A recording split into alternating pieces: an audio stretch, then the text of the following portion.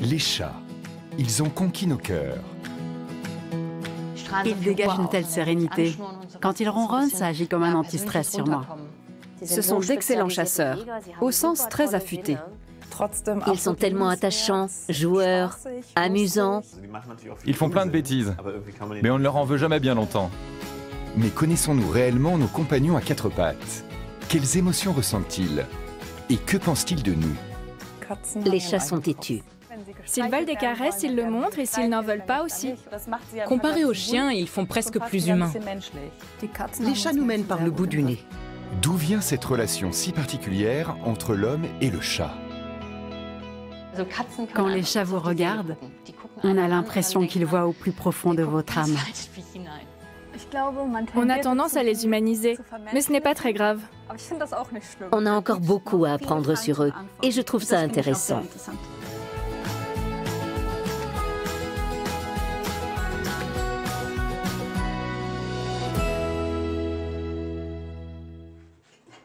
Hildesheim, près de Hanovre, dans le nord de l'Allemagne. C'est ici que vit Delia Nitschke, avec ses deux matous, Freddy et Oreo. Il y a 7 ans, cette professeure a adopté ses 2 chats européens dans un refuge. Oreo est pour ainsi dire une petite diva. Il est très menu, très mignon et il le sait. Il s'installe toujours de façon à être vu et il tend sa jolie petite tête pour avoir des caresses. Il tient à ce qu'on s'intéresse à lui. Freddy est un peu plus corpulent et c'est une vraie machine à câlins. Quand il veut des caresses, il vous saute dessus, fait quelques tours sur lui-même, puis il s'installe et on a interdiction de bouger. Il demande clairement de l'affection. Delia Nitschke et ses 2 pachas vont participer à une expérience insolite. Un moyen pour elle d'en savoir plus sur ses chats et sur sa relation avec eux.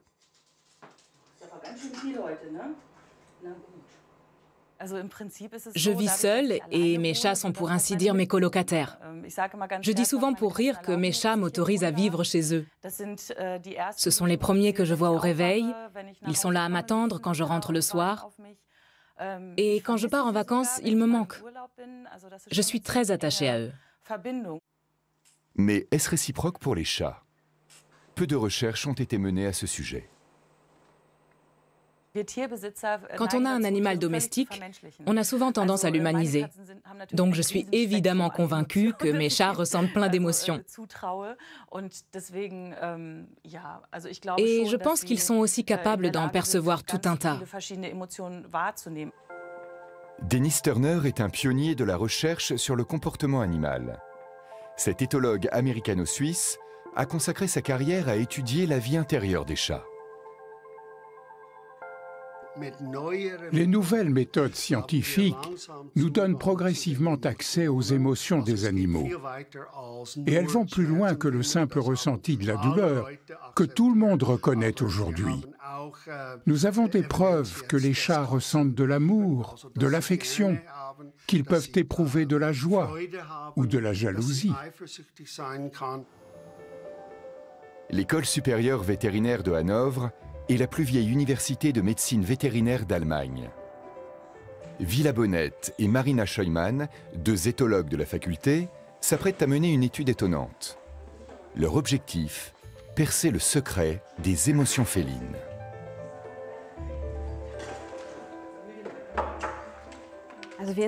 Nous souhaitons savoir si les chats peuvent éprouver de la jalousie. Ce sentiment naît lorsqu'on a un lien affectif avec quelqu'un et qu'un tiers vient s'immiscer dans cette relation.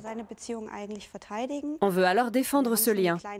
Nous avons mené une petite étude pilote sur quelques chats qui vivent ici, à l'école vétérinaire, et nous avons constaté certaines tendances. Mais nous espérons qu'en observant des chats dans leur propre environnement, chez eux, les résultats seront encore plus probants. La capacité des animaux à ressentir des émotions a longtemps fait débat. Mais des études sur des chiens ont montré qu'ils éprouvent de la jalousie quand leur maître s'intéresse à un de leurs rivaux. On a longtemps cru que les animaux n'éprouvaient aucun sentiment. Ensuite, les premières études se sont intéressées aux émotions négatives, telles que la peur et l'agressivité. Elles ont montré que les animaux avaient une sensibilité. Aujourd'hui, la recherche se porte aussi vers les émotions positives. Quant à la jalousie, c'est un sujet d'étude assez récent parce que ce n'est pas une émotion de base, mais une émotion secondaire. L'humain représente une ressource importante pour le chat. Il le nourrit, le câline et lui accorde de l'attention. Mais selon son caractère, un chat est plus ou moins attaché à cette ressource. Les propriétaires des chats qui vont participer à l'étude vont devoir relever un défi, mettre leur affect de côté pour mener les tests eux-mêmes. Bienvenue. Nous sommes ravis que vous ayez accepté de participer à cette expérience. Je m'appelle Marina Scheumann, je suis assistante de recherche ici à l'Institut de zoologie et je mène cette étude avec ma collègue Villa Bonnette. Aujourd'hui, nous allons vous expliquer comment vous devrez procéder chez vous. En temps normal, on ne demande pas aux propriétaires d'animaux de réaliser les tests eux-mêmes, car vous verrez qu'il vous sera difficile de le faire avec rigueur. Mais c'est nécessaire ici, puisqu'il s'agit d'étudier le lien entre vous et votre chat. En premier lieu, les deux éthologues veulent en savoir plus sur les chats et sur leurs propriétaires. D'où viennent leurs animaux de compagnie? Depuis quand vivent-ils dans leur foyer? Et selon leur maître, quel caractère ont-ils? L'étude comptera ensuite plusieurs tests enregistrés en vidéo. Au total, 4 familles et 10 chats seront suivis. La famille Reuker possède 2 chats persans, Raphaël et Bonia, tous deux issus d'un refuge. Raphaël est un chat très réservé. Et l'être humain qu'il préfère, c'est moi. Bonia est souvent au centre de l'attention, parce qu'elle est très facile à vivre. Nina Julius vit avec son fils Oscar et leurs 2 chats, Mimi et Nero. Mimi est assez peureuse et très réservée, très timide. Tout le contraire de Nero, qui est un vrai fonceur. C'est un chat des rues grecques, et ça se voit. Chez Sophia Portiche et Félix Chuteux, c'est un gang de 4 chats noirs qui fait la loi. Mon chouchou, c'est Johnny, un matou très calme et affectueux. Mon deuxième chat préféré, c'est Miguel, notre chat des rues espagnoles. Ils sont rondouillards tous les deux et je trouve ça mignon parce que ça fait plus à caresser. Notre troisième chat mâle s'appelle Sammy. Il est plus solitaire, voire individualiste. Et la dame de la maison, c'est Gabi, qui a un faible pour les genoux masculins. Elle va toujours là où je veux m'asseoir. Elle s'installe sur moi et elle proteste si je la fais descendre.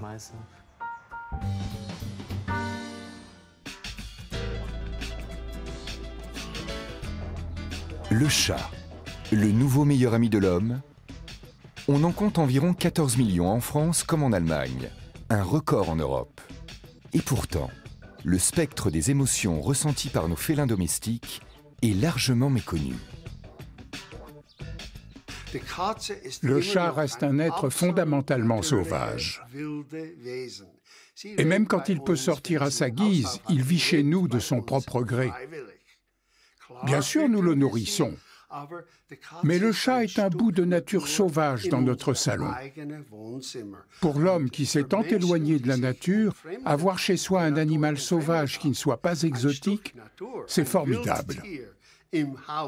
Presque tous les propriétaires de chats apprécient cela.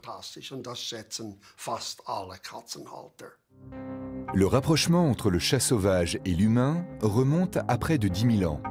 Et c'est fait par intérêt mutuel. Quand l'homme se sédentarise et cultive la terre, ses réserves de grains et de nourriture attirent les rongeurs, lesquels allèchent à leur tour le chat sauvage africain, l'ancêtre de nos chats domestiques. Comme il se révèle être un excellent chasseur, les humains s'efforcent de l'attirer avec du lait pour l'apprivoiser. En 2004, des archéologues découvrent sur l'île de Chypre les ossements d'un chat dans la sépulture d'un homme, vieille d'environ 9500 ans. C'est la preuve la plus ancienne de la domestication du chat. Puisque ce félin n'était pas une espèce endémique de Chypre, on suppose qu'il a été introduit sur l'île par l'homme depuis la péninsule arabique voisine. Dans l'Égypte antique, le chat acquiert un statut privilégié. Animal sacré, on le vénère pour son habileté à la chasse, sa grâce et sa beauté. Considéré comme le protecteur du foyer, il devient un véritable animal de compagnie et un membre choyé de la famille. Depuis l'Égypte et le Proche-Orient, le chat conquiert le reste du monde dans le sillage de l'homme. À bord des navires phéniciens, les premiers d'entre eux arrivent dans le sud de l'Europe. Là aussi, il devient un animal domestique apprécié, jusqu'au Moyen-Âge et la terrible Inquisition. L'Église catholique diabolise le chat, considéré comme l'incarnation du mal. Comme les femmes accusées de sorcellerie, d'innombrables chats sont torturés, noyés ou brûlés. Aujourd'hui encore, certains continuent de croire que les chats noirs portent malheur. L'extermination massive de la population féline a de graves conséquences. Faute de prédateurs, lorsque la peste noire frappe l'Europe, les rats porteurs de puces infectées prolifèrent en toute quiétude. Heureusement, sa fécondité permet aux chats de survivre à cette période sombre de l'histoire. Au début du 19e siècle, avoir un animal de compagnie devient un phénomène de mode qui va de pair avec l'industrialisation. C'est aussi à cette époque que débute l'élevage des chats de race. De retour à notre époque et à Hanovre, où l'étude sur la jalousie des chats commence avec une visite au domicile de Delia Nitschke. Bonjour. Bienvenue chez nous. Merci. Entrez donc. Delia vit avec Freddy et Oreo, ses deux chats mâles, habitués à être dorlotés par leur propriétaire.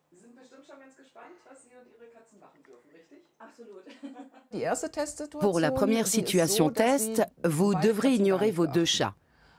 Asseyez-vous quelque part, lisez un livre ou faites autre chose. Et faites totalement abstraction de vos chats. D'accord?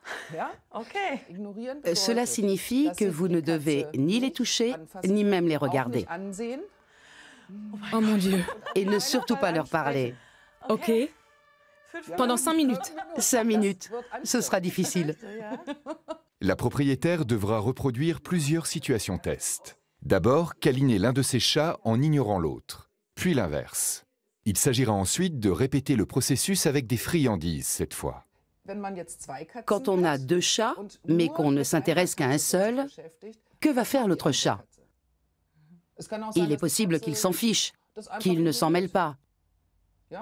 Mais il se peut aussi qu'il essaie de se faire remarquer, qu'il présente ce qu'on appelle des comportements de recherche d'attention. Il peut s'agir de miaulements, d'un geste amical typique des chats tel que donner un petit coup de tête. Peut-être aussi qu'il va s'énerver. Je pense que ce sera beaucoup plus difficile pour moi que pour eux. Je crains fort d'avoir beaucoup de mal à chouchouter un de mes chats tout en ignorant le deuxième. Mais j'ai comme l'intuition que de leur côté, ils vont rester totalement indifférents à tout ça, quel que soit le scénario. Je suis impatiente de le savoir. Peut-être que ça ne se passera pas du tout comme je l'imagine. Le déroulement de chaque test doit être documenté en vidéo. Les deux scientifiques pourront ainsi observer la réaction des chats lorsqu'ils sont ignorés. Les émotions chez l'animal divisent encore la communauté scientifique, notamment parce qu'elles sont difficiles à démontrer. Je ne crois pas vraiment que les chats soient jaloux entre eux. Moi, je suis convaincue qu'ils sont jaloux. Tous nos chats le sont. Oui, je pense que les chats sont jaloux, les nôtres en particulier. Je pense qu'ils peuvent ressentir de la jalousie et donc adopter certains comportements. Landskrona, une petite ville de Suède où vit la phonéticienne Susanne Schütz. Sa spécialité, le langage des chats. Elle étudie comment les miaulements des chats varient selon le contexte. Pour les différencier, il suffit de tendre l'oreille et d'écouter leur mélodie. Quand c'est l'heure du petit déjeuner, qu'un chat a faim et qu'il dit « Viens par ici, je veux mon repas », on voit à cette courbe bleue que la mélodie est montante. Ça ressemble à ça. Vous entendez la mélodie monter à la fin? Prenez le même chat qu'on emmène chez le vétérinaire. Il va miauler aussi, parce qu'il est stressé et ne veut pas y aller. Mais là, la mélodie descend à la fin, comme ça.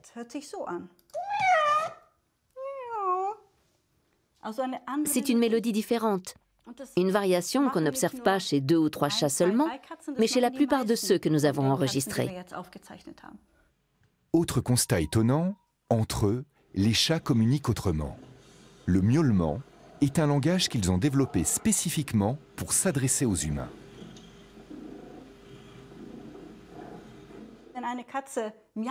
Le miaulement d'un chat nous fait réagir tout de suite. C'est un réflexe naturel.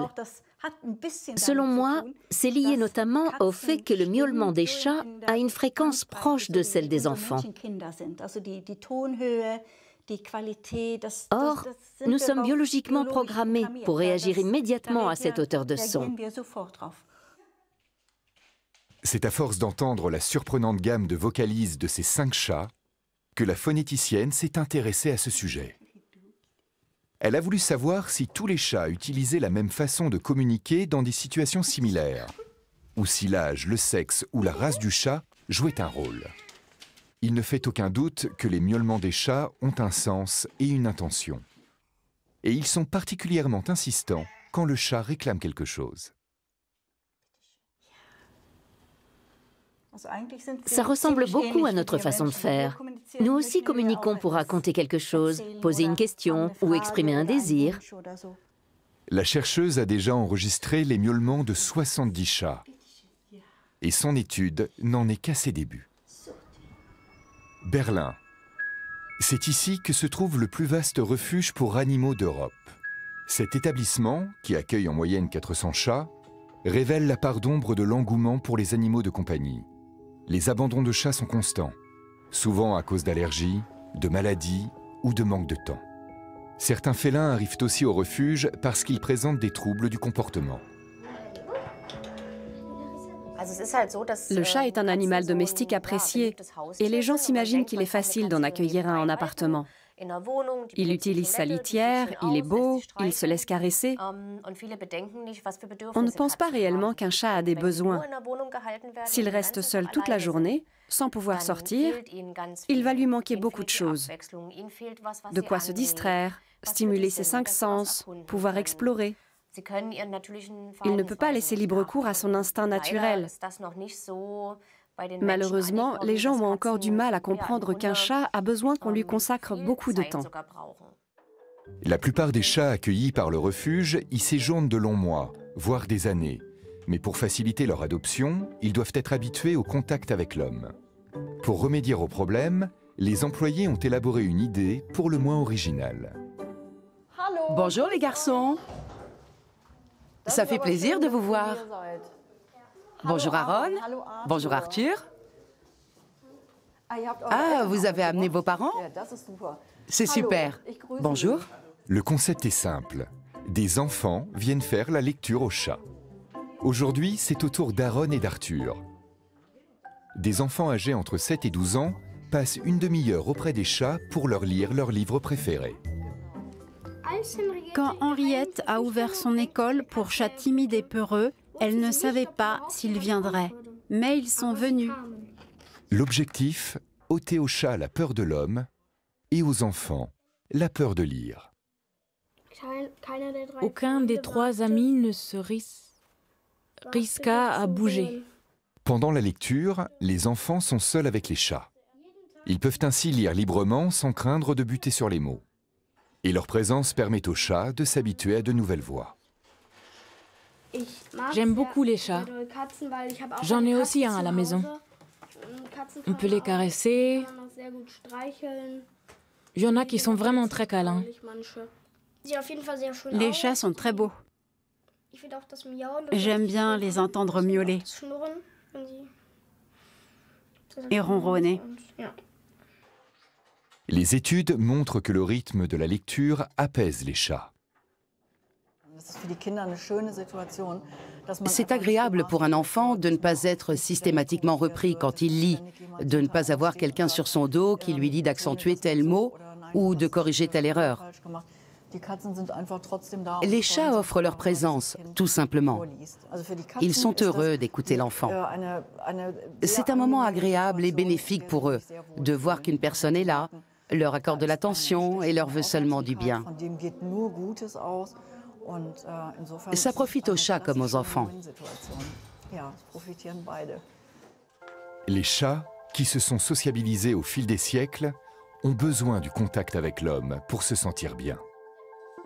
À l'origine, les chats étaient des animaux solitaires, qui ne se retrouvaient que pour s'accoupler, avant de retourner vivre chacun sur son territoire. Entre-temps, ces félins sont devenus sociables, ou plutôt ce qu'on appelle sociables facultatifs. Si dès leur naissance et jusqu'à l'âge de 8 semaines environ, ils ont beaucoup de contact avec l'homme, alors ils seront sociables. Dans le cas contraire, les chats ont plutôt peur des humains.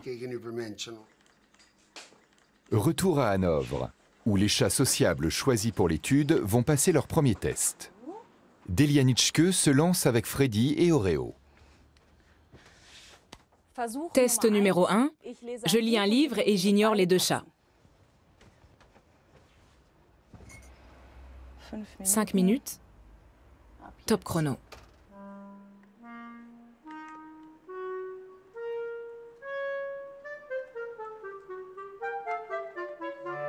Au départ, Freddy et Oreo semblent eux aussi ignorer Delia, leur humaine. Mais très vite, ils se rapprochent pour finalement s'installer à ses côtés.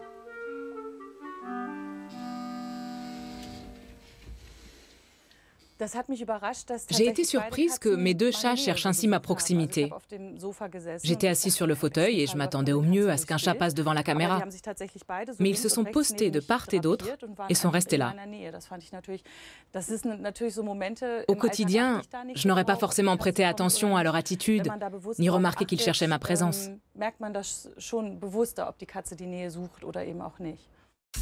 Pour pouvoir comparer le comportement des chats, tous les propriétaires doivent effectuer le même test.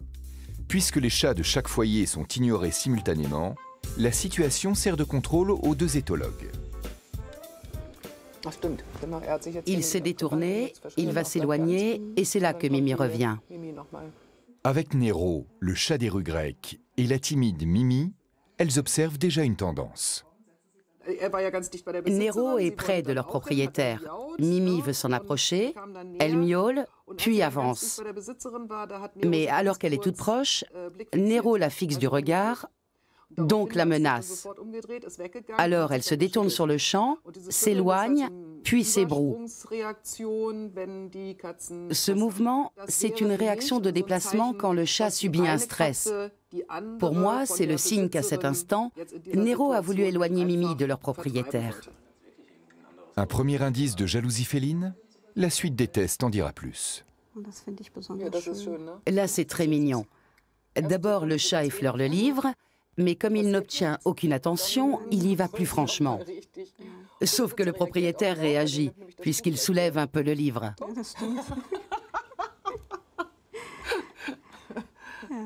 On ne peut pas dire qu'il l'ignore.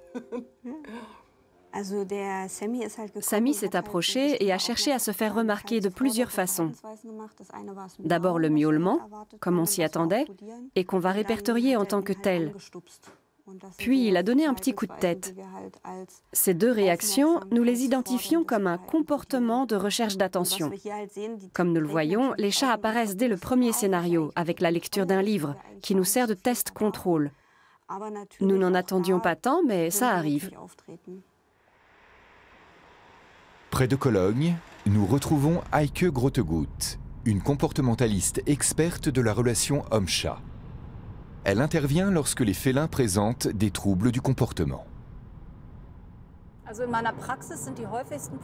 Parmi les problèmes les plus courants que je rencontre dans mon cabinet, il y a l'agressivité envers l'homme ou envers d'autres chats, c'est-à-dire des individus qui ne s'entendent pas. Une nouvelle cohabitation qui se passe mal et qu'il faut rééquilibrer, des problèmes de propreté ou de marquage urinaire. Voilà les principaux problèmes dont on me fait part. La spécialiste en est convaincue. La plupart de ces difficultés sont provoquées par l'homme lui-même, qui interprète mal le comportement naturel du chat. Aujourd'hui, elle va aider Rabea Rever, en difficulté avec ses félins d'appartement. Bonjour. Enchantée. Bienvenue. Entrez. C'est tout droit. C'est le salon. Oh, dites donc, on voit qu'il y a des chats ici. Cette bénévole pour plusieurs associations de protection animale a fait de son appartement de 80 mètres carrés un paradis pour ses 9 petits protégés. Bien aménager son appartement est très important quand on possède un chat. Si vous vivez dans 500 mètres carrés, mais que les chats n'ont la possibilité de se déplacer que sur un seul niveau, ce sera beaucoup plus ennuyeux pour eux qu'un appartement plus petit, mais doté de différents endroits où grimper et où se réfugier au calme. Ça répond aux besoins éthologiques du chat. Malgré cet aménagement exemplaire, Rabea Röver a un problème. 2 de ses chats ne s'entendent plus. Depuis quelque temps, la petite Chichi se fait persécuter. Voici Chichi, l'une des 2. Elle renifle mon odeur sur le sac, c'est bien. Elle s'habitue à ma présence. Elsa, la dernière arrivée, ne cesse d'attaquer Chichi. Elsa veut la chasser. Elle feule, certes sans donner de coups de griffe. Mais Chichi se sent agressée. Elle feule beaucoup et file se réfugier sous le radiateur. Ah, je vois, à l'abri dans ce petit recoin. Je crains de devoir me séparer du chat arrivé en dernier. Et c'est Elsa. Mais je ne le ferai qu'en dernier recours. Je ne l'envisage pas pour le moment. Elsa, la querelleuse, n'a pas montré le bout de ses moustaches. Sa propriétaire la soupçonne de se cacher dans la chambre à coucher. Ah, elle est là, ma douce. Quand Heike Grottegut se déplace pour un chat à problème, elle ne voit souvent ni le chat, ni le problème. Heureusement, les propriétaires me montrent souvent des vidéos. Parce qu'il est fréquent que lors de ma visite, je ne puisse pas constater le problème qui se pose, bien au contraire. Par exemple, un chat décrit comme agressif dans certaines situations va soudain se montrer très affectueux et câlin. Mais ça ne m'empêche pas d'analyser la situation et de donner les conseils appropriés. Rabea Röver a elle aussi filmé les altercations entre ses chats avec son portable. Sur plusieurs vidéos, on voit Elsa attaquer Chichi qui bat en retraite, apeurée.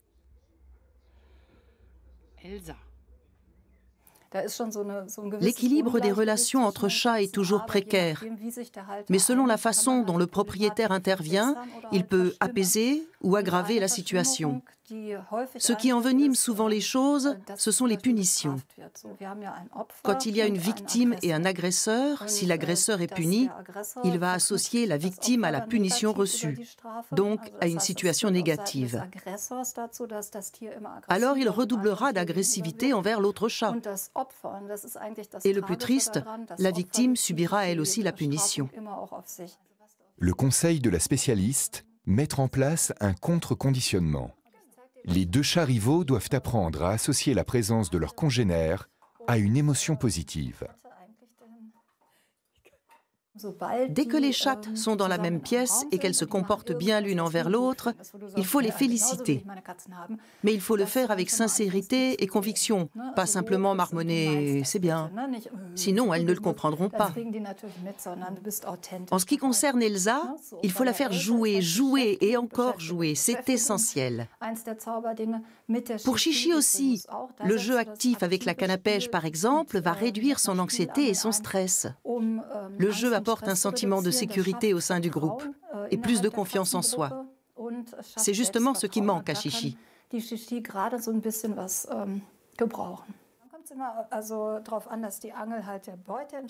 Le renforcement positif, c'est la clé quand on possède un chat. Ces derniers jours, j'ai vraiment eu peur de ne pas avoir d'autre choix que de me séparer d'Elsa. Mais la comportementaliste m'a donné plein de conseils, dont le plus important, pas de réprimande. Je lui en suis très reconnaissante. La spécialiste reviendra dans 3 semaines pour évaluer la situation. Peu d'animaux nous fascinent autant que les chats. Des peintres comme Franz Marc ou Renoir ont immortalisé le lien unique qui nous unit à eux. Dans de nombreux films comme Diamant sur canapé, les chats jouent un rôle clé. Peluches, vêtements ou gadgets avec des chats, le marché se chiffre en milliards. Karl Lagerfeld avait fait de sa chatte Choupette sa muse. Et Grumpy Cat, avec sa mine boudeuse, est devenu une star du web. Le chat entretient une vraie relation de confiance avec son propriétaire. Bien des propriétaires de chats sociables racontent que leur animal de compagnie aime les regarder fixement, puis qu'il cligne lentement des yeux. Or, pour le chat, c'est le signe qu'il se sent en totale sécurité avec cette personne et dans cette relation. C'est très, très beau.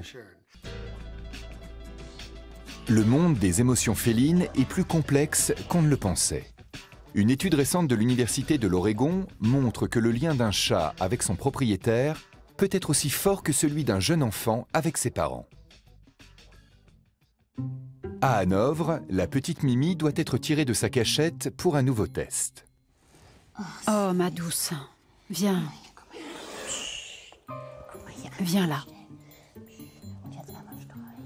Cette fois, Nina Julius doit passer 5 minutes à caresser la farouche Mimi, tout en délaissant Nero, le sans-gêne. Au départ, celui-ci semble plutôt irrité de ne pas recevoir ses cajoleries habituelles. Il cherche à plusieurs reprises le contact avec sa propriétaire. De son côté, Mimi ne semble pas apprécier non plus ces caresses qu'elle n'a pas sollicitées. Mais après un court moment, Nero capitule et accepte la situation.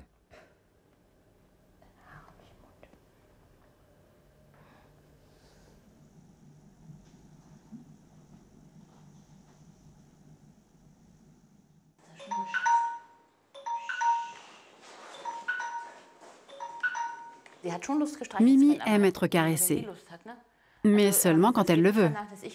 Peu lui importe que moi, j'ai envie de la caresser. Elle vient vers moi quand l'envie lui prend et c'est difficile à anticiper. Inversion des rôles pour le test suivant. Nero a le privilège de recevoir des friandises, alors que la petite Mimi est ignorée. Mimi miaule régulièrement, un comportement que les éthologues identifient comme une recherche d'attention. Mais face à Nero, le dominant, elle se limite à de timides tentatives d'approche.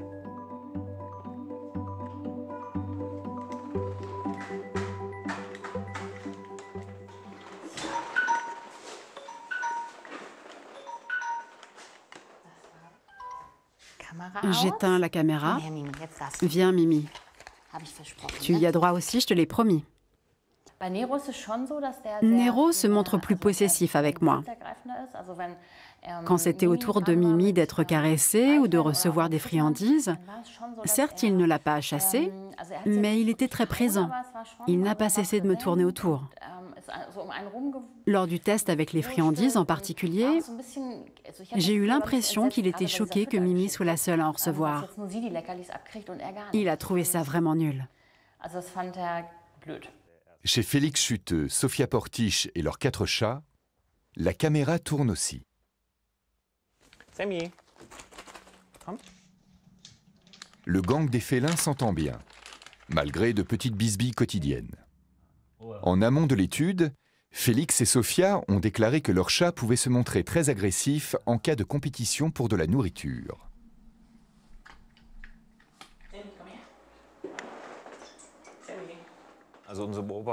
On constate que nos chats ne sont pas aussi jaloux qu'on l'aurait pensé. Évidemment, si une friandise tombe par terre, ils vont essayer de la récupérer.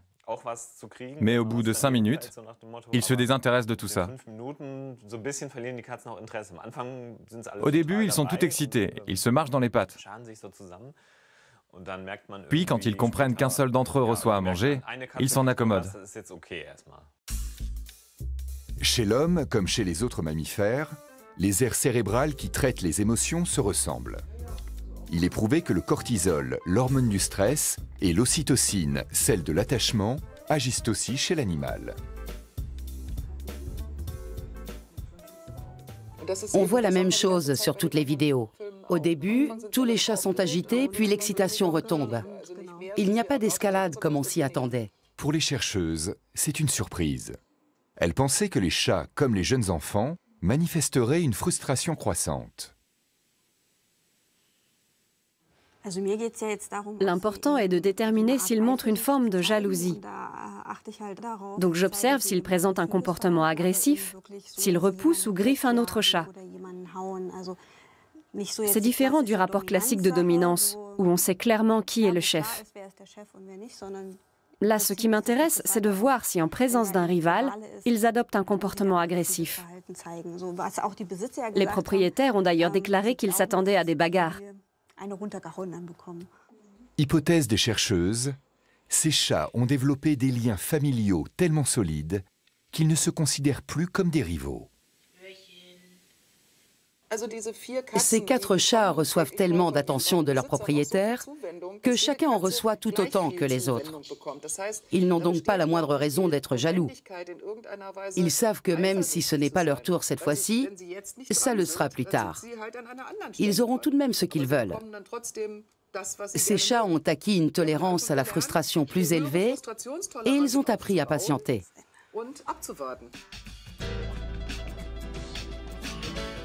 Pendant longtemps, on a pensé que les chats étaient surtout attachés à leur territoire. Aujourd'hui, on sait qu'ils peuvent aussi être très attachés à leurs référents.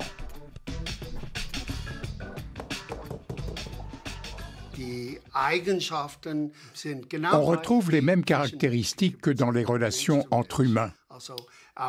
Le chat est anxieux quand on le sépare de son humain et il éprouve de la joie, ça ne fait pas de doute, quand celui-ci rentre à la maison. Il nous accueille, la queue droite. C'est un signal distinctif qui est spécifique aux chats domestiques. Ce rituel de bienvenue est très important pour cimenter la relation. 3 semaines après sa première visite, la comportementaliste Heike Grottegut est de retour au domicile d'Elsa et Chichi, les 2 chats en conflit. Je suis contente de revenir, de revoir Madame Rever et d'observer ses chats. J'ai hâte de voir si elle a réussi à suivre mes conseils et si la situation s'est améliorée.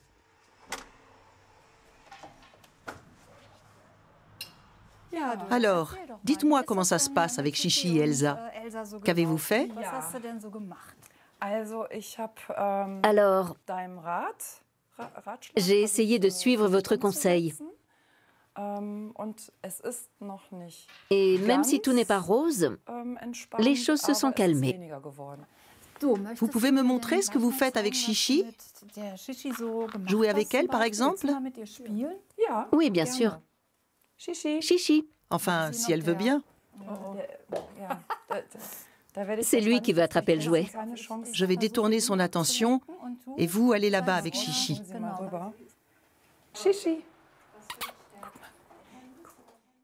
Elsa attaquait constamment Chichi. Le conseil donné à leur propriétaire, utiliser le jeu et les félicitations pour apaiser les relations entre les 2 chats et surtout réduire le stress et l'anxiété de Chichi. Les chats sont des chasseurs nés. Mais en appartement, les parties de chasse sont toujours trop courtes. Donc il faut trouver des compensations. Sinon, si les chats ne peuvent pas exercer leur métier, cela peut entraîner des comportements gênants. L'autre avantage du jeu, c'est sa forte dimension sociale. Il favorise une relation de confiance avec l'humain, mais aussi au sein d'un groupe de chats, parce qu'il a toujours une influence positive. Un chat qui joue ne ressent pas d'anxiété. Le jeu est donc un formidable booster de positivité. On le voit avec Chichi. Depuis ma première visite, la chatte a déjà clairement gagné en assurance. Le jeu a eu exactement l'effet escompté, la faire sortir de sa coquille. Par le passé, Chichi se laissait facilement intimider. En seulement 3 semaines, la voilà bien plus courageuse et détendue. Voyons si j'arrive à apercevoir Elsa, la petite timide. Faire cohabiter de nombreux chats n'est pas toujours facile, car ce sont des chasseurs solitaires par nature qui ne vivent en groupe que pour de courtes durées.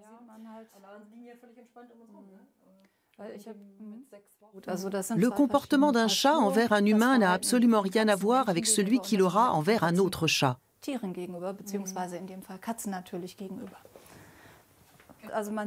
On sait qu'un chat a sa propre personnalité, et c'est justement ce que les gens aiment chez cet animal. Il a un caractère bien à lui.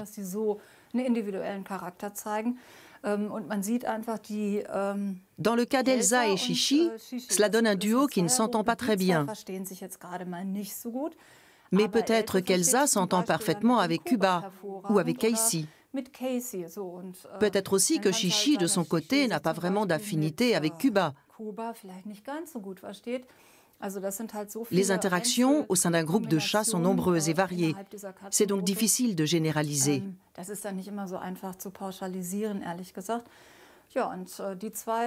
Les deux femelles s'entendent un peu mieux à présent, et je fais le pari que bientôt, tout se passera pour le mieux. Oui, moi aussi. L'intervention de la comportementaliste est un succès. Aucun des deux chats ne doit partir. À Hanovre, l'étude sur la jalousie entre chats entre dans sa dernière phase. Les familles participantes doivent nourrir, caresser et ignorer leur matou à tour de rôle. Chez Delia Nitschke, c'est aujourd'hui le jour de chance d'Oreo, le seul à recevoir des friandises sous les yeux impuissants de Freddy. Il regarde, ça lui fait envie. Ça me fend le cœur de l'ignorer. Je pense qu'il ne comprend pas pourquoi j'agis de la sorte. Je ne saurais pas dire si c'est de la jalousie, mais ça le contrarie, ça c'est sûr. Il va sûrement changer de tactique. Voilà. Mais cette fois encore, on constate que rapidement, Freddy le glouton capitule et va qu'à une autre occupation. J'ai eu le sentiment que Freddy était un peu vexé. Peut-être que je surinterprète, mais je crois que ça l'a blessé. Ça pourrait indiquer qu'il était jaloux que je donne plein de friandises à Oreo alors que lui en était privé. Bizarrement, sa réaction a été de se mettre à jouer. Si c'était vraiment lié à la situation, c'est intéressant. Il a tout bonnement voulu se changer les idées. Chez la famille Reuker et les chats persans Raphaël et Bonia, c'est aussi l'heure du test des friandises. Antonia va nourrir Raphaël, le mâle couleur crème, et ignorer Bonia, la femelle grise. Là encore, la propriétaire des deux matous doit prendre sur elle.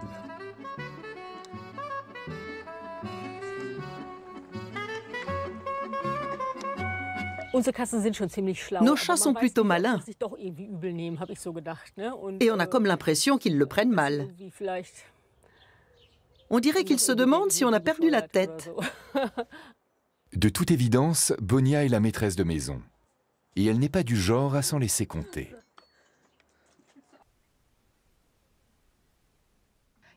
J'ai remarqué que Raphaël n'était pas très jaloux. Il accepte la situation et s'en va. Il sait qu'une fois de plus, Bonia veut tirer la couverture à elle et que son tour à lui viendra plus tard. Il s'en fiche un peu. En revanche, Bonia ne supporte pas d'être mise à l'écart. C'est le moment pour les deux éthologues de visionner ces derniers tests. Elles relèvent chaque comportement qu'elles identifient comme une recherche d'attention. Raphaël semble être le plus placide des chats étudiés. Ça s'explique aussi parce que c'est un persan. Ils ont un tempérament plus calme, plus arrangeant. D'ailleurs, ils miaulent très peu. Ce sont des chats qui vivent ensemble depuis très longtemps, donc qui ont trouvé un arrangement. Ils n'ont plus besoin de s'imposer de façon manifeste et agressive, par exemple avec un coup de patte.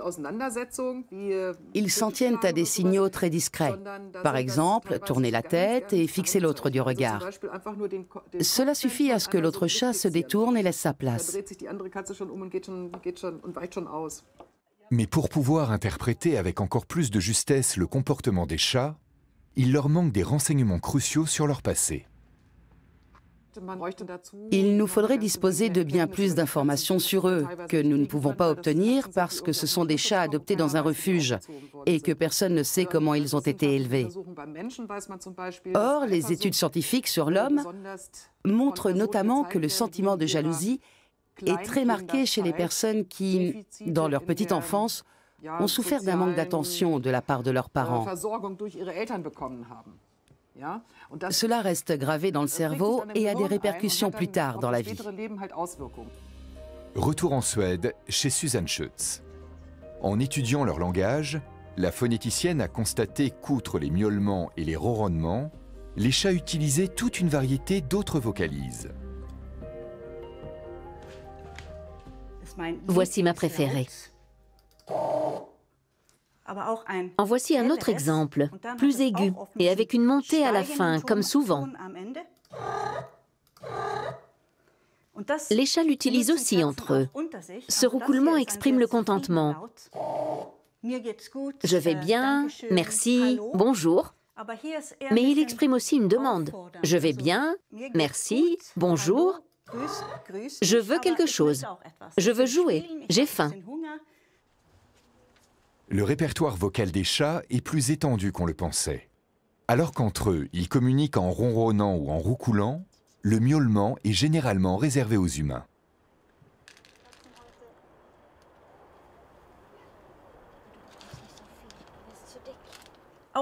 La qualité acoustique de leur voix importe aussi. J'ai remarqué que les chats qui ont une voix fluette, un peu rauque, de ce genre, sont souvent des chats plus sociables, plus amicaux que ceux avec une voix plus grave et dure. C'est pareil pour nous.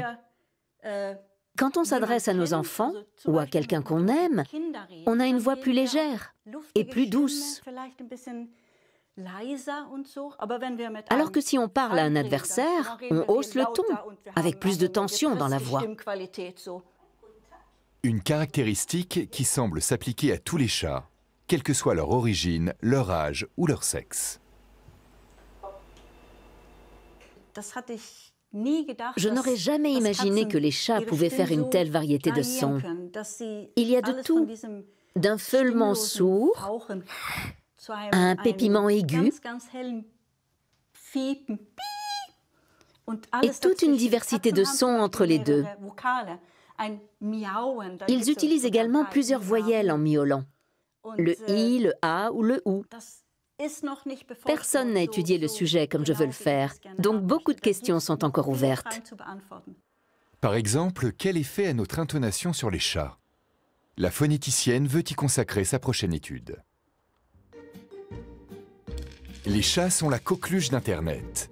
Les vidéos de chats vues par des millions d'internautes font de véritables cartons.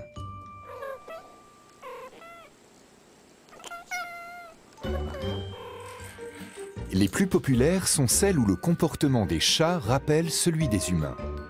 On est inévitablement attendri par ces boules de poils qui nous ressemblent tant. Car même si les propriétaires de chats savent apprécier le côté sauvage de leurs compagnons, ils espèrent néanmoins que l'amour qu'ils leur portent est réciproque.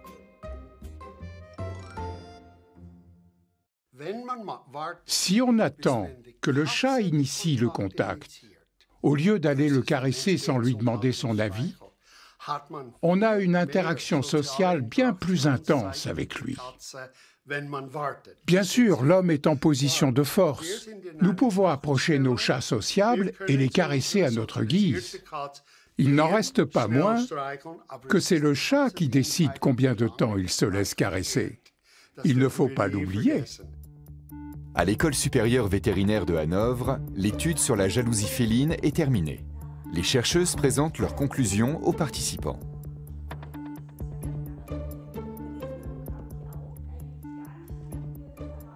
Si on se réfère au comportement de recherche d'attention, on constate que 3 chats seulement ont donné un vrai coup de tête à leur humain. Les éthologues ont avant tout recherché des signes d'un comportement agressif des chats envers leurs congénères. Là, vous nourrissez Rafi, et Bonia observe calmement. Ça nous a étonnés parce que c'est Bonia la chef, n'est-ce pas? Ok. Pourtant, elle ne réagit pas. Elle n'essaie pas de l'intimider ou de le chasser. Aucun chat n'a eu de comportement agressif. Mais les félins ont tenté d'attirer l'attention de leurs humains par d'autres signaux. En ce qui concerne les miaulements, Mimi était le chat le plus bavard. Elle a beaucoup miaulé quand vous l'avez ignorée, mais plus encore quand elle a eu ses friandises.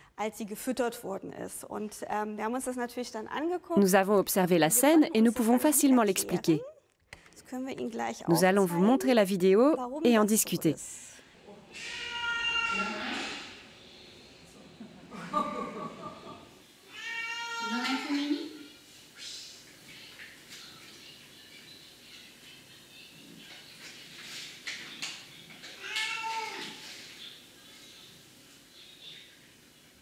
Je parle souvent avec elle. C'est ça qui la stimule? Non, vous ne remarquez pas? Dès qu'elle miaule, Mimi reçoit une friandise en guise de récompense.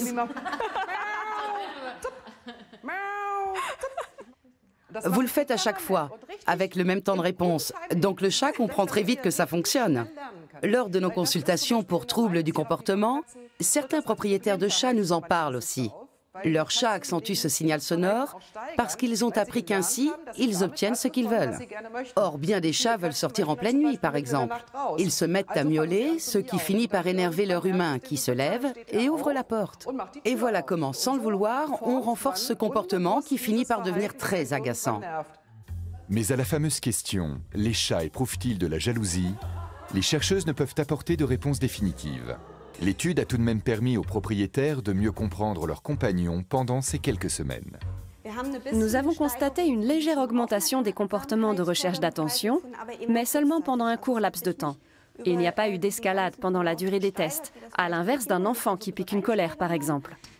Donc, la question de la jalousie chez les chats reste ouverte. Je ne peux pas affirmer qu'elle n'existe pas, les contextes étant trop différents pour cela. Le test des friandises était un peu plus concluant que celui des caresses, et cela dépend également de la personnalité des chats. Mais à l'heure actuelle, je ne pourrais pas certifier que les chats sont jaloux. Nous n'en avons pas la preuve. Je pense que j'ai un peu dramatisé les choses dans ma tête, parce que nos chats ont un visage très expressif. Bonnie a toujours l'air triste et boudeuse, alors que Raphaël a l'air perpétuellement en colère. Je me suis dit qu'il devait être énervé, alors que c'est juste sa tête habituelle. Je pensais que l'un ou l'autre de nos chats mâles serait plus offensif et viendrait s'interposer. Mais ça n'est jamais arrivé. C'était très étonnant. Je me doutais qu'ils ne seraient pas jaloux. Au quotidien, ils n'ont pas le moindre soupçon d'agressivité. Donc ça ne m'a pas surpris qu'ils ne réagissent pas agressivement. En revanche, ça m'a fendu le cœur de les voir repartir la queue basse à chaque fois. Même si nous commençons à mieux comprendre les chats, leurs pensées et leurs émotions restent encore un secret bien gardé. Le matin, je suis heureuse que mon chat vienne me voir en miaulant la queue dressée. Puis, il me guide jusqu'au garde-manger. Mais le nourrir me fait plaisir aussi. C'est un vrai échange. Et c'est pour ça que nous avons des animaux de compagnie.